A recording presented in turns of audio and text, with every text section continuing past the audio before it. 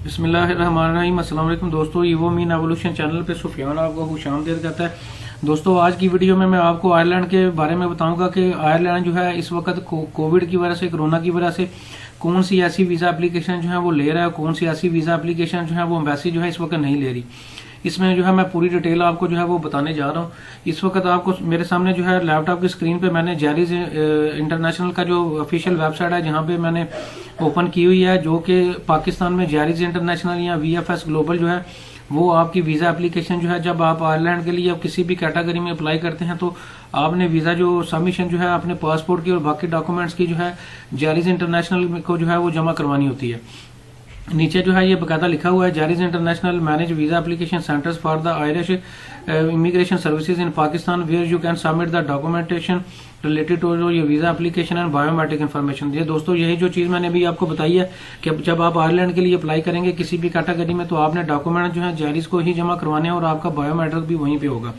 दोस्तों नीचे आ जाते हैं। नीचे ये बकायदा नोटिफिकेशन लिखा हुआ है कि 27 जुलाई 2020 से जो है आयरलैंड की जो एम्बेसी है पाकिस्तान में इस्लामाबाद, लाहौर और कराची में जो है वो ओपन हो चुकी है।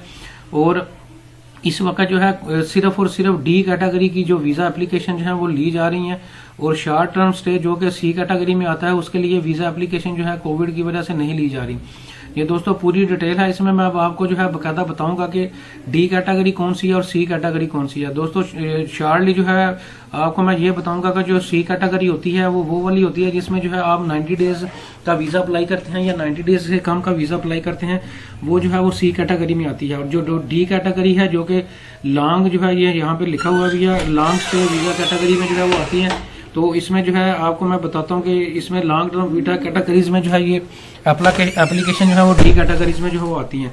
इसमें मैं आपको अब बेसिक की ऑफिशियल वेबसाइट पर लेके जाता हूँ, वहाँ से जो है मैं बताता हूँ कि जो है कि कौन सी ऐसी कैटेगरीज हैं जो कि C कैटेगरी में आती हैं। ये देखें यहाँ पे लिखा हुआ है C कैटेगरी फॉर 90 डेज और लेस, 90 दिनों से कम का जो वीज़ा है वो इन कैटेगरीज में जो आता है। अगर आप बिजनेस के लिए या टूरिज्म के लिए अप्लाई कर रहे हैं और इसके लिए आप फ्रेंड एंड फैमिली में, इन सभी कैटेगरी में अगर आप अप्लाई कर रहे हैं और आपका वीज़ा कैटेगरी जो है वो आप 90 दिनों से कम का वीज़ा अप्लाई कर रहे हैं तो इस वक्त जो है आयरलैंड की एम्बेसी जो है इस तरह की वीज़ा जो कैटेगरीज हैं उनमें जो है वो वीज़ा एप्लीकेशन जो है वो नहीं ले रही। अच्छा, नीचे आ जाते हैं। मैं आपको वो डिटेल बताऊंगा कि ऐसी कैटेगरी जो कि D कैटेगरीज में है जिनमें 90 दिनों के से ज्यादा का वीज़ा जो है वो अप्लाई किया जाता है, उनकी डिटेल बताने जा रहा हूँ। जो वो इस वक्त जो है आयरलैंड की एम्बेसी जो है इन कैटेगरीज में जो है वीज़ा एप्लीकेशन जो है वो ले रही है। अगर आप स्टडी के लिए अप्लाई करना चाहते हैं तो इस वक्त जो है आप अप्लाई कर सकते हैं, आपका वीज़ा एप्लीकेशन प्रोसीड हो जाएगा। इसी के अलावा आप वहाँ पे जो है कोई आयरलैंड में फैमिली मेंबर आपका मौजूद है तो आप उसको ज्वाइन करना चाहते हैं और उसको वहाँ पे उसके पास जो है वो उसकी आयरलैंड की सिटीजनशिप मौजूद है तो आप जो है वो अप्लाई कर सकते हैं। इसी तरह ऐसा बंदा जो कि यूके नेशनल है या आयरलैंड का नेशनल है तो वो अगर आप उसको ज्वाइन करना चाहते हैं, वहाँ पे मिलने के लिए जाना चाहते हैं, तब भी जो है आप अप्लाई कर सकते हैं। इसके अलावा एम्प्लॉयमेंट वीज़ा जिसे वर्क वीज़ा भी कहा जाता है वो भी आप इस वक्त अप्लाई कर सकते हैं।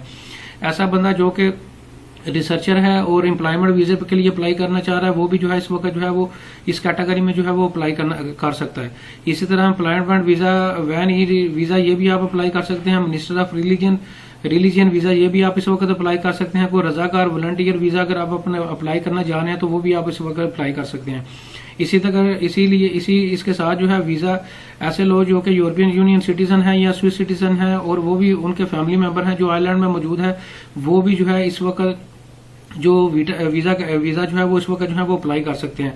दोस्तों ये चंद एक कैटेगरीज हैं जिनमें इस वक्त आयरलैंड की एम्बेसी जो है वो वीजा कैटेगरी में जो है एप्लीकेशन ले रही है। अगर आपका लॉन्ग वहाँ पे स्टे है और D कैटेगरी में जो है आपका स्टे आता है और 90 डेज से ज्यादा का आपका वहाँ पे स्टे आप करना चाहते हैं तो फिर जो है आप इन कैटेगरीज में जो है वीजा जो है आयरलैंड में जो है वो अप्लाई कर सकते हैं।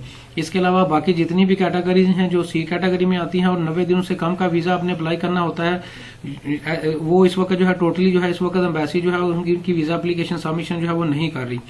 तो दोस्तों उम्मीद करता हूँ आपको जो है पूरी डिटेल समझ आ गई होगी आयरलैंड के बारे में। अगर इसके बावजूद भी आपका कोई कमेंट हो तो आप कमेंट सेक्शन में जो है वो आप मेरे से पूछ सकते हैं। Thank you very much.